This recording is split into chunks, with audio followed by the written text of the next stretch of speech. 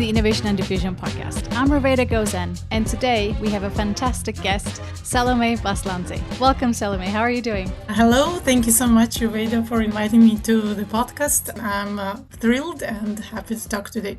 It's great to have you here as well. So to introduce you to our audience, Salomé Baslandze is a research economist and an associate advisor on the macroeconomics and monetary policy team in the research department of the Federal Reserve Bank of Atlanta, and a research fellow at the CPR. And her major fields of study are innovation, firm dynamics, growth, and entrepreneurship. And we will talk a lot about those topics today. But more specifically, we will go into innovation types, which is something that we haven't done before, like products versus process innovation, maybe breakthrough process innovations, how they contribute to, or whether they contribute heterogeneously to firm growth, and political connections. But before we go into these research questions, I would like to start with you first, Salomé. So what originally drew you into the world of economic growth, innovation, entrepreneurship, or firm dynamics? Was there a moment where you said, this is the field that I want to, study? Okay, so let me maybe go on this to a little bit back to my origins. So I was born in Georgia, a country in Eastern Europe, and well, as a kid, clearly I did not dream of becoming an economist. Honestly, I don't know of a kid who thinks that, oh, I really want to become an economist, because it feels like such a boring science to them in these early ages. I can tell from my kids' experiences, I guess. But as I started thinking more about the world around me and the questions and events around me, I started thinking more about these questions. So the country was going through a drastic transition after the collapse of the Soviet Union, and the economic and social structures were changing a lot. And I was also, as a first-year student, was part of the so-called Rose Revolution that was a strong push towards modernization and westernization of the country.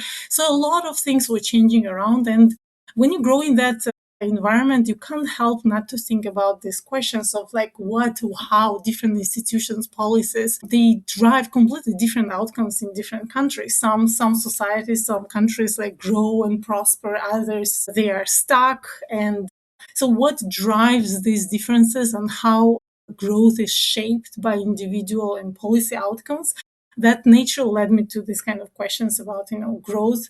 But at that time, I was not like thinking that much about like innovation questions and these kind of things. But I recently saw a statement of purpose that I wrote for my PhD program. It was actually about these questions, about growth questions. And I was really lucky that then during my PhD, I actually managed to continue working on these topics. That's great. And also, I think when you start working on economic growth, maybe it's a little bit inevitable to go into innovation and entrepreneurship. Was there a moment like that? Yeah. So absolutely. So when I went to a PhD, I saw this growth process, and my understanding changed completely after I started taking my growth classes. I was really lucky to have Ufuk actually there as a fresh assistant professor at the economics department at the University of Pennsylvania. And there I learned a lot about firm dynamics, how firms' incentives are shaped by different policies, or like how growth process is working through innovation and entrepreneurship. And I started thinking more and more about these questions. And then, of course, there was Jeremy Greenwood, who had a like broader view about economic process, like investment-specific technical changes and like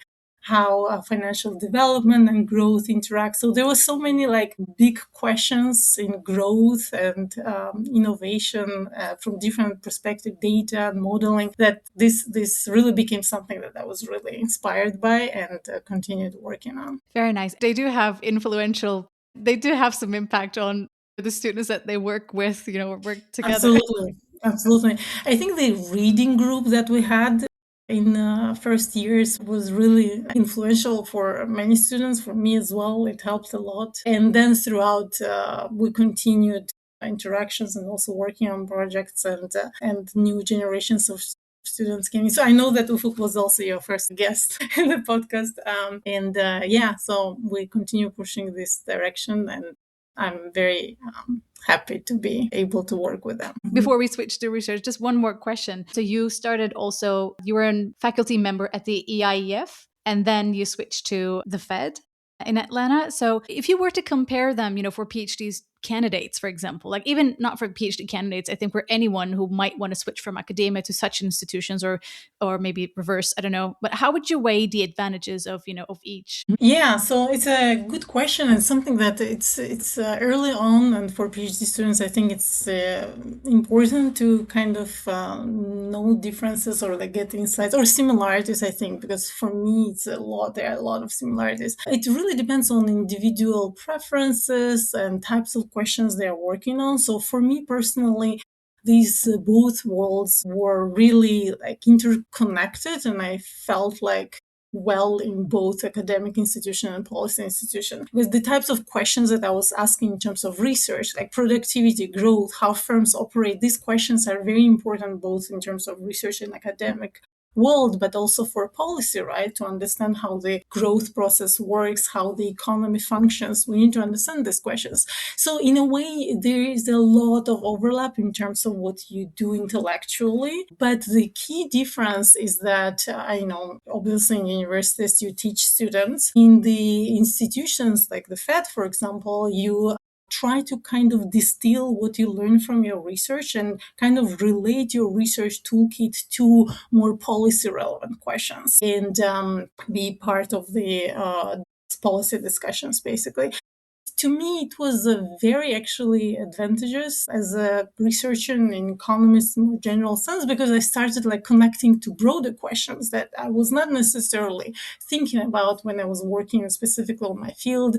And it broadened my horizon quite a bit. I enjoy a lot being in this environment. And I guess maybe it might also give you maybe more pleasure to see that, there's an immediate policy impact, because in academia you can write papers, it may be too niche sometimes, you don't know if it will have an effect or anything, but now you also need to work on policy recommendations, so it might give you some responsibility. I mean, it's a responsibility, but at the same time, it's a tangible kind of a return, I guess. Absolutely, absolutely. I think that's a big difference, and it also makes you think about questions that are much more, timely. Which so there is like a dialogue between, policy questions, your research, and back and forth, which I think is nice. There's actually another thing that I want to ask you about. My Twitter at the moment is full of AI discussions. Like you would see a lot of people using cloud code, and now everyone is kind of like in on like an alert mode. It's just like, is AI taking our academic jobs? Like they're writing papers and stuff. What do you think about this? I mean, I'm an early career academic, and now it's kind of given me some paranoia. Like I'm working on papers, like what's going to happen in this field, and does it affect you? I mean, positively or negatively? What do you think about the evolution of AI at the moment? Oh, okay. So I do work on AI related questions, but from a research perspective. But I think your questions right now are more like, what's going to happen to our jobs? What's going to happen to Yeah. our profession? So, I mean, that's a good question. I think nobody knows a clear answer to. But from my perspective, for now, the way I'm thinking about it is that it's a complement, not a substitute. So it is a substitute for certain tasks, obviously, which is partly complementary to the broader goal of writing papers. So I think like in terms of like coding or like specific or finding data or like some scraping or so some things that probably I personally, when I want to work on a project, maybe I want to think more like a bigger question, how to approach it, how to model. So some of the things that like more creative, I think they're still not being replaced. I don't know what's going to happen in several years, but it also helps you kind of save time on things that you don't necessarily want to spend so much time on. And to me, so far, it feels quite productive. But again, the world is changing so much. I'm not clear what's Yeah. going to happen next. Yeah. No, I agree. I mean, I kind of feel like, some people may be more productive. Maybe their coding skills were much better. Maybe some people had RAs and stuff. So it kind of equalizes, things a bit. But I mean, every economist on my Twitter now is just talking about it. So I wanted to, ask your opinion. So now let's talk a bit about your research. So in this podcast so far, we talked about innovation as a general phenomenon, but there is heterogeneity within innovations itself. So there is like process innovations and product innovations.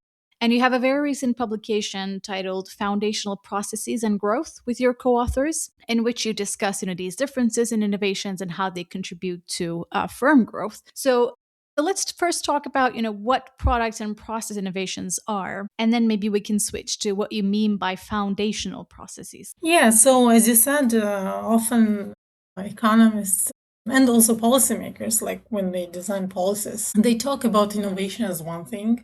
I mean, in the growth models, we do have, obviously, like we often say, like product innovation, process innovation, but very often these things are isomorphic, actually. When we think about product innovation, we usually say that these are innovations that create new goods, new products, like new smartphones, new drugs. So these kind of innovations. On the other hand, when we think about process innovation, usually we think that these are innovations that change how things are produced. So these are distinct in principle, but we have not paid so much attention to. I mean, there are some works that already make distinction between those. Well, in our work, we want to think deeper about what process innovations are. In our work with Elvira Sorgeli, Nguyen, and Leo Liu. So basically, we are thinking about the different types of process innovation. So, for example, when you think about process innovation, most people would say, oh, it's a cost cutting, often comes to mind, right? So, new assembly lines that reduce production time, or supply chain optimization, or automation that replaces labor, these kind of things. Like we call them cost reducing innovations, right? And they're important for firms for their competitiveness. But our new research also reveals a different type of process innovation that has far more profound implications, potential for sustained growth. And we call them foundational process innovations. Why are they foundational? Because they create foundations for new product introductions, as we see in our data. So unlike cost-cutting innovations that make existing production more efficient, these foundational processes are basically game changers, and they expand what firms can produce. And I can give you some examples to make it a bit more tangible. So, for example, consider photolithography in semiconductor manufacturing, which enable the miniaturization of circuitry and catalyze the basically explosion of new electronic products at a small scale, like smartphones, wearables, and other advanced computing devices. Or think about polymerase chain reaction, PCR, methods that revolutionized biotechnology by enabling rapid DNA replication. This basically paved the way for countless new genetic tests, vaccines, and treatments. So basically, those kind of processes that are foundation platform innovations in a way for new product introductions. These are examples. These are some examples of them. So then I think probably the next question is, how do you measure those? Because you use patent data. You can definitely give us more details on that. But how do you identify, for example, whether that's a cost-cutting kind of an process innovation versus a foundational, process? So how did you manage, to come up with that data? Because I think it's a huge data as well, from 1900 to 2020. It's a huge data set. I hope it's public, by the way. Is it public? Yeah. So exactly one of the things that we hope is that we will be putting out also our measures that we constructed with a lot of text analysis, and so we hope that researchers would be able to use some of the measures that we have. So in general, let me just step back a little bit. So in general, I think it's hard. We will talk a little bit later, I think, about measurement of innovation, but very often we use patents as measures of innovation because they are, they're very rich. There is some international comparison. We can do like cross-country comparisons, and we can look at the longer horizon. So for example, in this particular data, we look at the from 1900 to 2020, and we have millions of patent texts across different countries. With the advancement of machine learning, now more and more research is coming and is able to look into texts of those patents and understand what those technologies are about. Because the problem is like how to measure innovations, right? And one of the ways that people are doing is just let's try to dig in different ways, try to understand what these texts are actually saying. And this is also kind of what we did. First, we tried to classify patents into process and product innovation by learning from the text. Like for example, whether it's it's a product specifically that this patent is referring to, or it's a how, like process, how things are being produced. Then once we do this, then we classify the process patterns more into cost cutting and into foundational processes by trying to link the text of a specific process patterns to the text of innovations, product innovations before and after. So the idea is a little bit similar to Kelly and Papanikolaou, and Tati paper methodology that has been quite influential actually, and we try to understand how the current pattern is different from the previous knowledge and how similar it is to what comes next. So meaning that it's something new but gives ideas to something in the future, right? So that gives you kind of this backward and future influence from measures from the patterns. So yeah, this is basically how we classify, and this classification will be public. Yes. Very nice. So do you look at it like within firm, of patents, or do you look at like when you compare to forward, patents, do you compare it with other types of product innovations of other firms as well, or you do this like within firm? Yeah, we do both. We do both ways. Very nice. So then, I mean, it's a huge data set, and I really wonder, what the data actually tell you now, because so what are the main findings of the papers? So now we have different types of innovations, and you will basically look at, firm growth. So what do we find there? Yeah, so I think there are some findings that tell us that these innovations are actually quite different. So on the one hand, we find that cost-reducing innovations, they bring short-term benefits. So firms grow in terms of sales size, but also stock market direction, but these are like short-term growth in a way. And indeed, these cost-reducing innovations, we see in the data that they are related to reduction in cost in terms of like CapEx and PPE expenditures.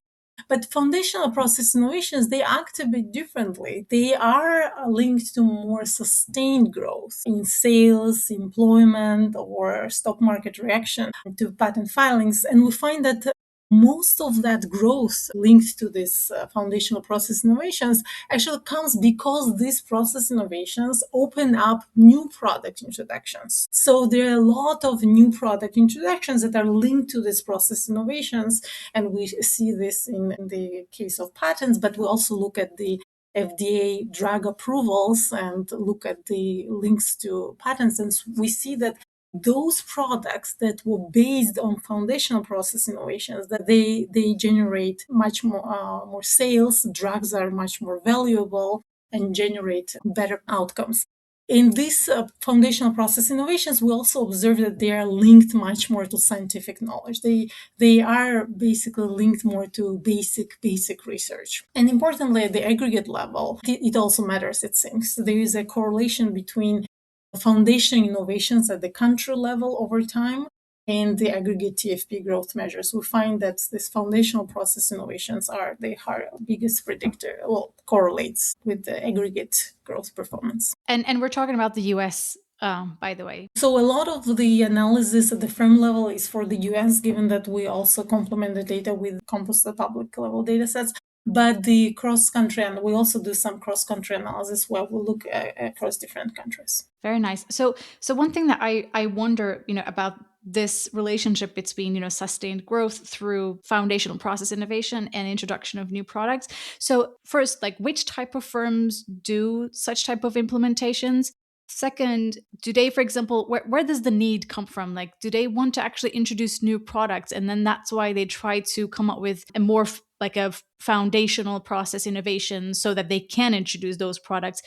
Do we have a story, about this in the paper? Or maybe in your mind, if it's not in the paper, like maybe you have a theory on this. Yeah, so that's a good question. So there is no one answer here. So foundational innovations, they don't come from one type of firm. On average, we see that on average, larger firms are, because it's like very often the capital intensive, for example, these innovations. So in the maybe larger firms would produce more of them. But they emerge often from very different types of organizations, as well as also universities or startups or larger firms. So in the case of photolithography, for example, it has been like these advancements have been a combination of many different firms, like starting from Bell and other Bell Laboratories and other companies that they've been building on each other. Large firms and specialized suppliers played a huge role because the technology was extremely capital intensive. But if you think, for example, about the PCR, it was invented 1983 by Carey Mullis, who later got a Nobel Prize, while he was working in a small biotech company. And PCR basically shows how transformative innovations can come from, relatively smaller firms as well. So it really varies. Yeah. I see. So I think what matters is like really ecosystem. So you need the coexistence of larger firms and smaller firms and universities and back and forth basically discussion and progress between these different parts of the ecosystem. Right. And also, if I were owner of a firm, would that tell me that maybe I should invest in process innovations a bit more? Like, does it tell anything? Does it say anything about that? What do you think? I mean, of course, there are so many heterogeneity here. Yeah, so there's the older literature that talks about the firm life cycle and innovation and transition from, more from product to process innovation. I think some of that is still true. So, for example, if you are a firm that already has an established product and production process in place, probably it might make sense for you to invest into cutting the cost for the specific production. But for the sustained innovation and growth, you need these, transformational and breakthrough innovations. Whether it's in a large firm, then large firm needs to really reinvent its current, cannibalize its current, products and innovations and be able to reinvent itself in a way. Very often, that's why, new drastic innovations come also from smaller firms because they're more able to bring this creative destruction and instead of cannibalizing their own previous friends. But from a bigger, more general perspective, I think there are some implications for innovation policy, not just for the firm strategy. And in particular, the emphasis on R&D intensity and the patent counts may be a bit too narrow. What matters is not just that you maybe firms invested in innovation or they produced patents, but what kind of innovations they produce. Is it like the incremental and small changes relative to improvement of their existing production processes, or is it completely something new that not just them but others can benefit from? And also there is a tight link between foundational innovations and basic science that we document that argues for sustained public investment in fundamental research, whether it's universities through subsidies to public research, basically, which afterward can be commercialized and taken further by firms through these new methods of processes. I mean, I think that link is also really interesting. I mean, in general, I find this paper I think it's a really nice paper. Congratulations. Thank you. So maybe we can give kind of a little bit of a pause here to research. In general, I want to talk about economics. I mean, in that paper, in your other papers, so you also use theoretical models. And maybe we can bring in other social scientists, perspectives here, because I think sometimes it's not clear to others, like why economists sometimes use theoretical models or, models basically. Do we impose those models, onto data or, just and create perfect worlds? Or do we just, test them with data and see if it holds? So what does it tell us, or does it provide an additional intuition to the reader? So maybe we can kind of sum that paper up with that discussion. Yeah. So I think, let's generalize it a bit. And it's an excellent question, very important for students, but for everyone. And I think it really depends on the type of question you ask. And there are different goals, different purposes of having a model. So sometimes it might be a structural model for policy analysis, right? Understanding and quantifying different channels, understanding different policies, and running counterfactuals, right? So this is one very important part of the modeling. On the other hand, for example, you can have a more stylized model to help you to think about certain questions and to guide empirical analysis, to test predictions. And so there's sometimes questions that, empirical question. I mean, not all empirical papers, of course, need a model, right? Sometimes the question is pretty clear. For example, you're after a certain elasticity that everybody, knows and has a very good understanding of.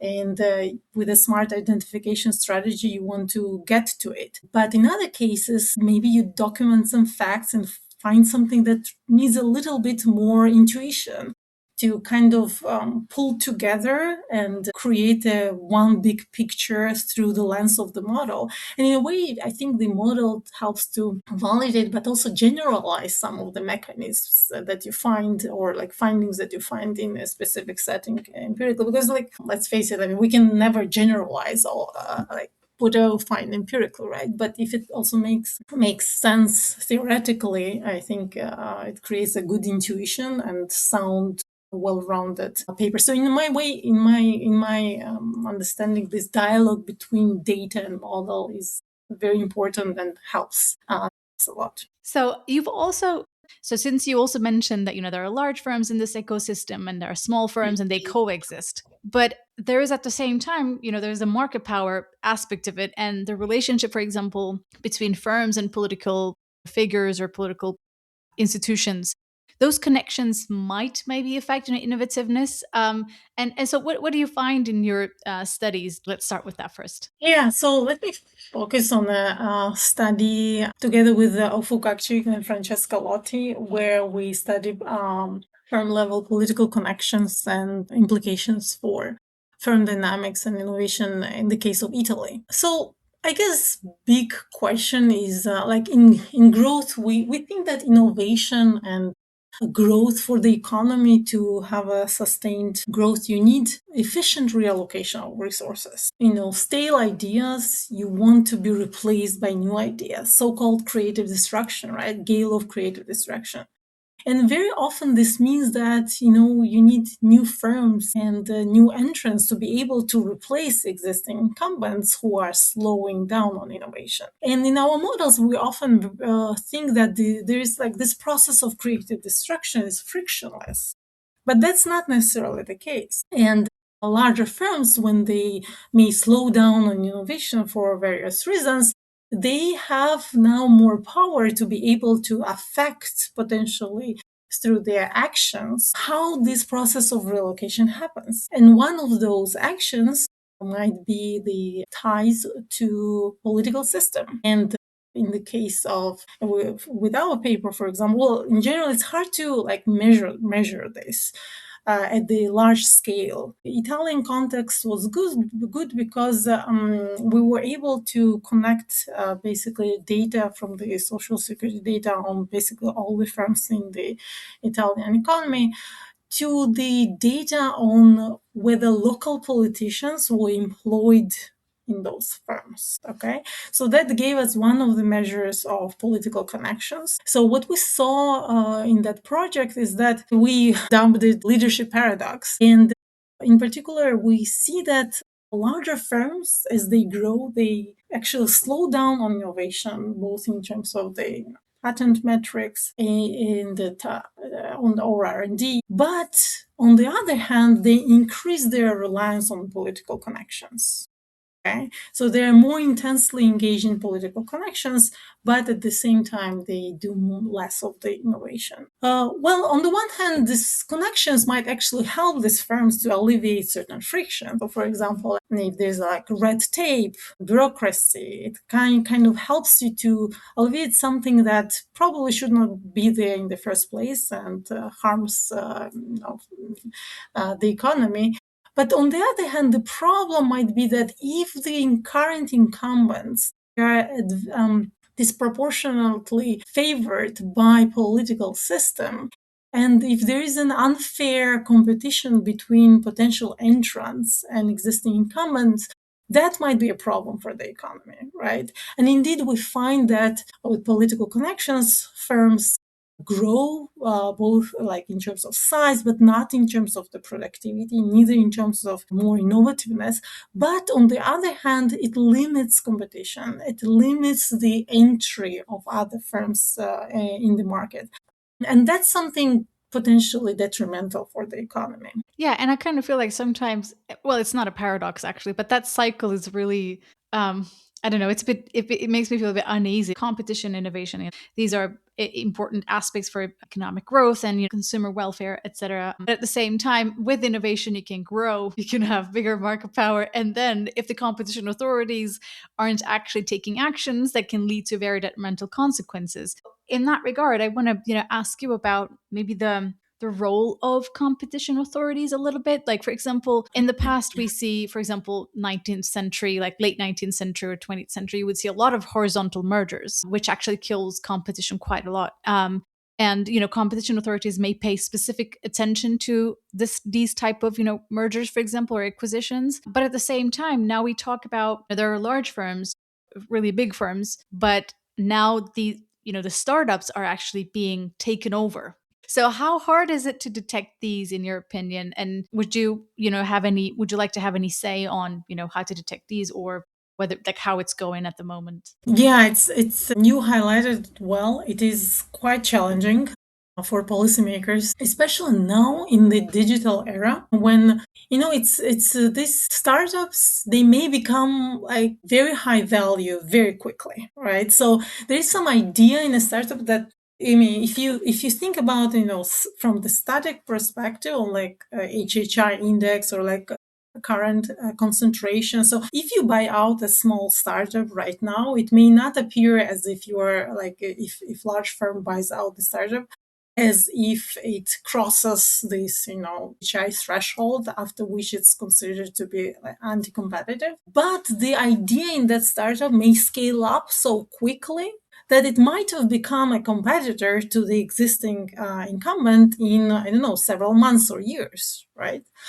So, and it's hard to detect those unless you really dig into specific industries and really do a lot of deep analysis there. And if you just look at the standard like HHI measures, you would not be able to do it. So larger firms may actually acquire startups early before they become competitors, and that has been also highlighted by so called killer acquisition idea. This is problematic. Another thing is data right now, right? Data advantage. And there's a lot of discussion, but we still don't exactly understand how to regulate it, right? That the fact that firms, like especially large firms, they create a lot of the transactions, create data. Right? On the one hand, you want the productive firms to be able to generate these transactions, but on the other hand, maybe you need to democratize some access to data so that others, like other startups, could be potentially benefiting from this information. So I think these are like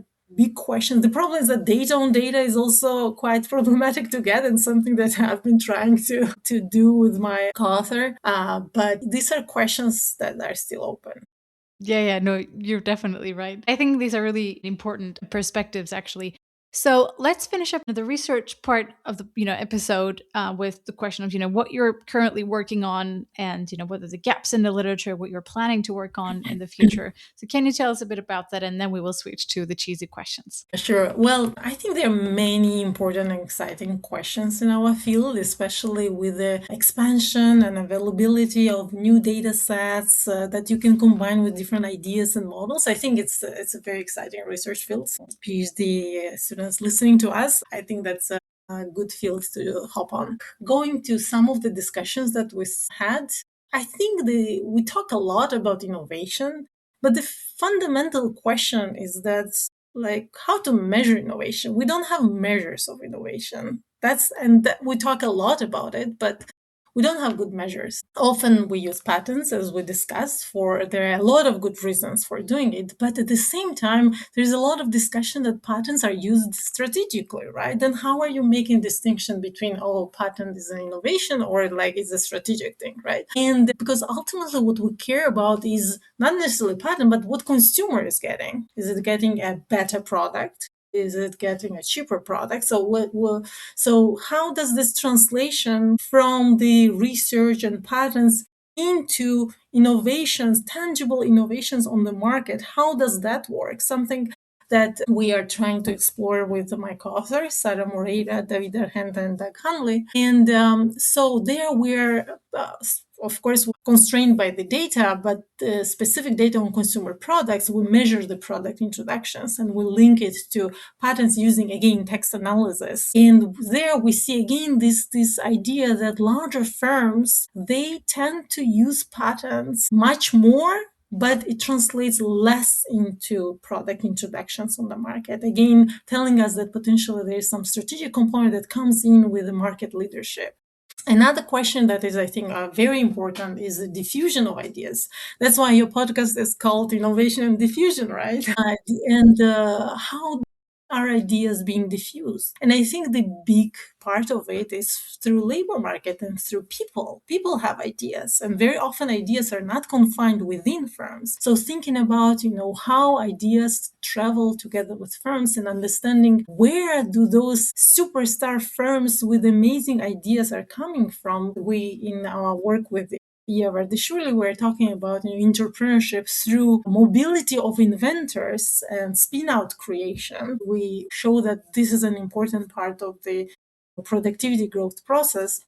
AI, how the new technologies they shape productivity, labor markets, and market structure, how they're gonna affect small firms, large firms, and what it implies for the market power, productivity growth. I think these are like big questions that I'm trying to work on, and are exciting things that clearly one paper won't answer. Definitely. And these are, I mean, I like the fact that they're big picture questions, like they're really big questions that you're trying to tackle with. And at the same time, the AI itself, now, your paper, it's making me think about, like, is it a process innovation? How is it going to affect, how people produce, right? Is it a product? I think this is a really nice research agenda. So let's switch to, some of the cheesy questions about you, and then we'll finish up the episode. So if you were allergic to one food, which would you be absolutely devastated to give up? So you said these are cheesy questions, and my answer is actually cheese. It's gonna be cheese. Really? Okay. Very nice. If you could travel back in time to have dinner with any scholar, philosopher, economist, or it could be a real life or a fictional character, like who would it be, and what would you, talk to them? Like, what would you talk about with them?